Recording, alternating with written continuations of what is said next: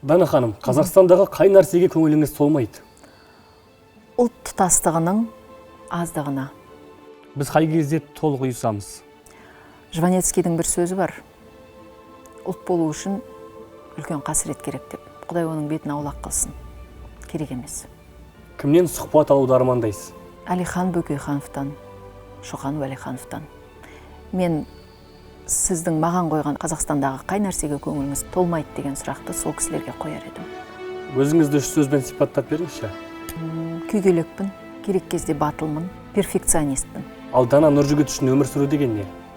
Өмірдің дәнін, дәмін, нәрін сезіну. Кімнің дара жолы сізге айрықша әсер етті? Олар көп, ерекше деп айтайтындарын Светқали Нұржан, Асқар Жұмаділдаев, Ханбибі Есенғарағызы, Мұхтарбай Өтелбаев.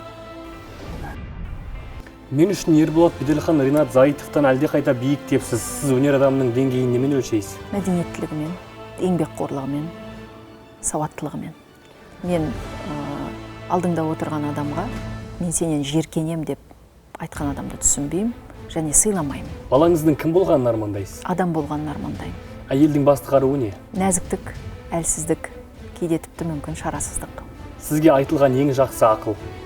Әкемнің ақылы. Ол кісі не деді?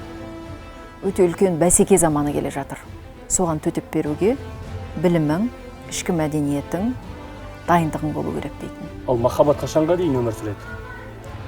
Адамның жүрегіне махаббат қонған күннен басы қара жерге тигенге дейін өмір сүреді деп ойлаймын. Қазақ жігіттерінің бойынан не көргіңіз келеді? Сатқын бола алмайтын.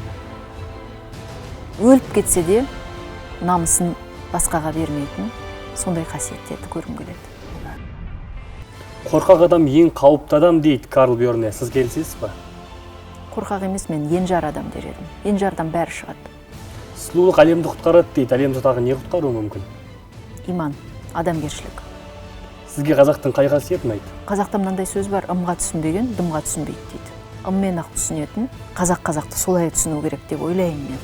Мына тыйым деген нәрсені бала кезден бала құлағына құйып өссе, ол ымға да түсінеді. Сондықтан айтылмайтын, жазылмайтын бір моральдық кодекс бар қазақта. Сол қасиет бәріміздің бойымызда болса, ұлт тұтастығы содан шығады.